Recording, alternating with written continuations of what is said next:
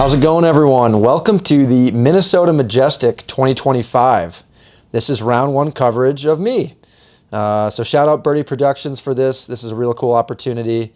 And we are here for an A tier and the 5th Go Throw event of the year. We're at Blue Ribbon Pines in East Bethel, Minnesota, number 13 ranked course in the world this year. And we're playing a 27-hole layout. So there's going to be a lot of up, a lot of down. Conditions a little bit windy, but pretty good for scoring. So if you want to join me, we can sit back, put the feet up, and enjoy 27 holes of disc golf. We're starting off here, hole 1, 340 feet, pretty much dead straight.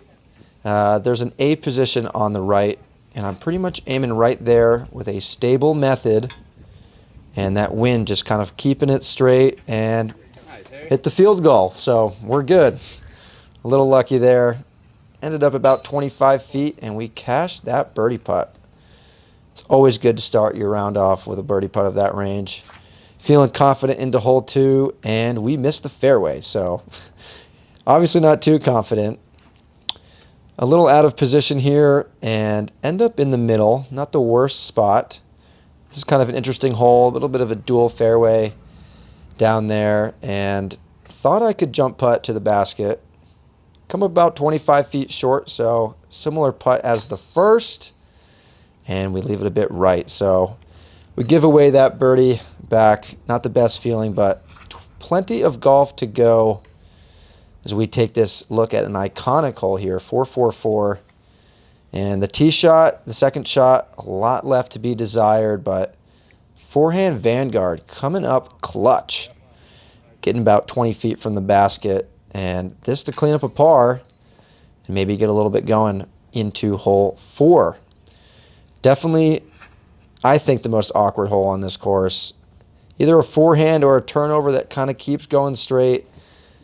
And I kind of clipped the last tree, kicked to a pretty bad spot. And speaking of bad kicks, that tree just whacked me down. Ended up OB, so going to be over par here through 4 holes. Not the best start out at BRP. We'll see if the kid can turn some things around going forward, but still going to hit this putt here. That one is in for bogey as we move to hole 5. A really unique par 4 here. There's a pond right in the middle of the hole, and it's kind of an interesting thing. I don't think much people are going for it off the tee, but definitely an interesting feature. Left me about 370 out with my FD1. And this putt for birdie to get back to even. Just a little bit low. I don't know if you can tell, but all these baskets out here are like a foot taller than a normal basket. It kind of throws you off a little bit. This is a beautiful par 3. One of my favorites. Pretty much a straight shot. Basket finishes a little left. And we have this nice framed up putt, which we know we had to hit for you guys, and we have the perfect view there. Talk about a short hole here. Hole 7, 155. Now, I don't normally jump putt that far, and honestly, I don't think I can really get to this basket, but I think it's the best play for me to get in the circle. So that's a birdie. I think we're working on 3 in a row. If I can get this one, which, close your eyes, throw, and we do. So that hole is definitely interesting. Hit the first gap, was lucky to do so. And we move on. That blue disc, by the way, is a method and one of my straightest flyers. So ended up in a pretty ideal spot given the scenario of the shot. And we take a birdie. So that's going to do it for the front 9. Wow, went through pretty quick, but we are 3 under after 4 consecutive birdies. That middle stretch with a couple bogeys there, pretty tough. Hopefully looking to clean up on that tomorrow, but that one hole, the 380 dead straight, really happy to get that one. The 2 after, the shorties, you know, that second one really dicey. And then this hole, not an easy hole. So we're at 3 under through 9. Not the worst start, not the worst pace. So we will keep it going forward on to hole 10. Beautiful par 3 here. A really unique shot shape. Calls for kind of a dead straight shot, but that one tree is placed perfectly, so you got to shape something around it.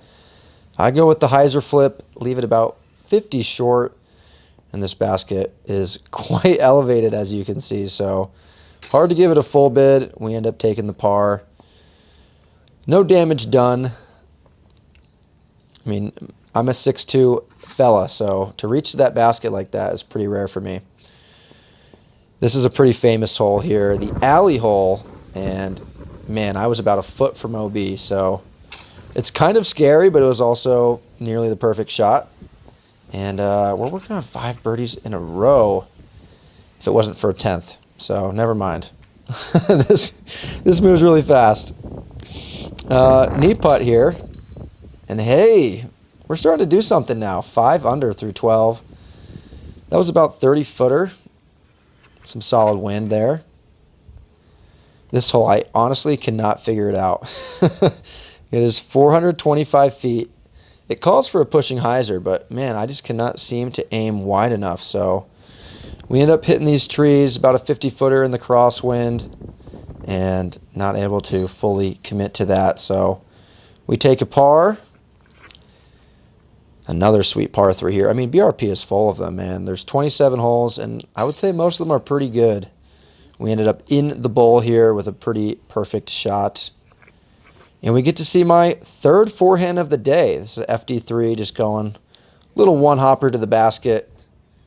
And 2nd straight hole, end up in the mulch. And the hanging basket, not a problem for the confident putter. We're kind of rolling now, 7 under. And, whoa, there's a line. Honestly, I did that in practice too, that exact same shot shape. So luckily we stayed safe. Going for the backhand approach here. Honestly, I'd probably go forehand next time.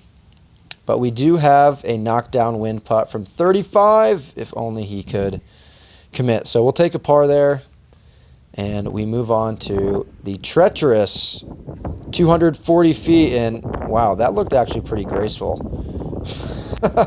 Much more graceful than it felt. It looks like I honestly didn't even plant on the tee pad at all. I just pretty much planted on the wood. So we go to the drop zone here, and it's bang! We finally hit from circle 2. I'm not going to lie, I thought I missed that low. Yeah, I don't know. Somehow it went in. Sometimes that happens.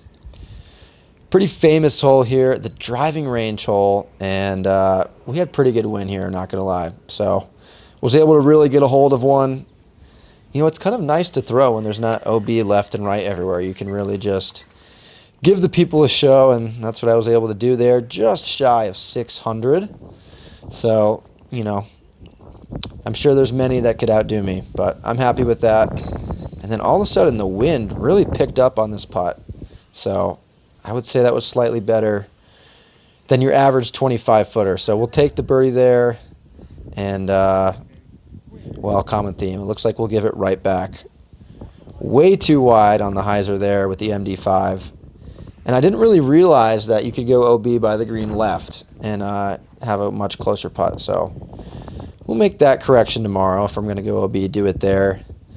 And then still a little bit of meat left on the bone, and the Texas spinner is at it again. Sneaky windy on those holes. I'm honestly pretty happy to make both of those. And there we go. That is a good place to stop, I suppose. It kind of, we're into this part of the course now. I'm 7 under.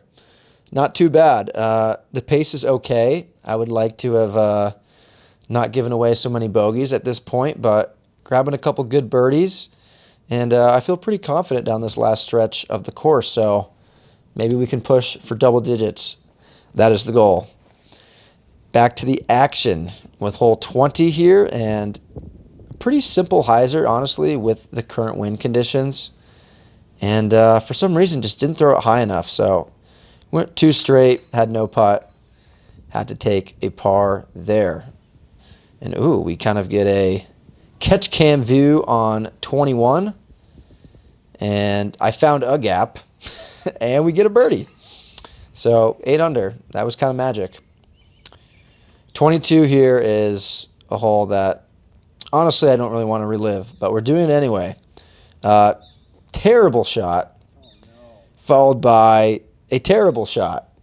Honestly, kind of impossible to tell where I went OB on that second shot. So I get a spot around here and unable to connect. So that is a double bogey 5 on a hole that should not be double bogeyed. So we'll check in tomorrow and see if we can do a little bit better. So we kind of put ourselves in a hole here, 6 under after that double bogey and this putt to get back on it.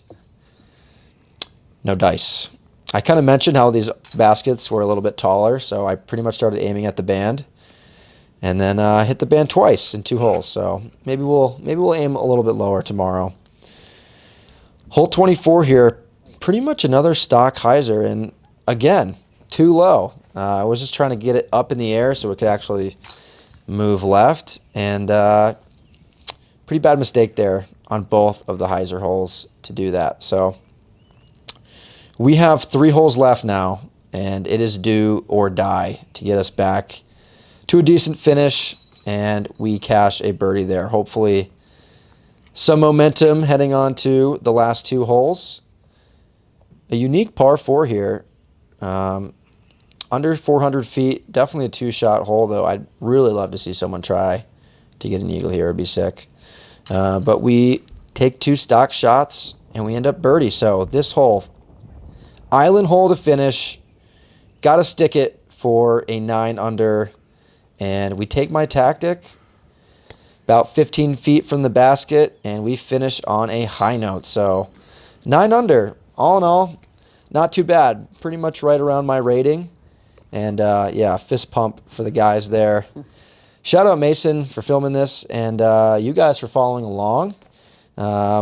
Looks like we'll be doing this for Saturday and Sunday's round as we try to climb back up to the top. So I believe I'm sitting in 13th place right now, and hopefully we can shoot some double-digit rounds the next couple days. Keep climbing up, and you can check right back here to see what happens. So that's all for me right now. Thanks for watching, and that's all I've got.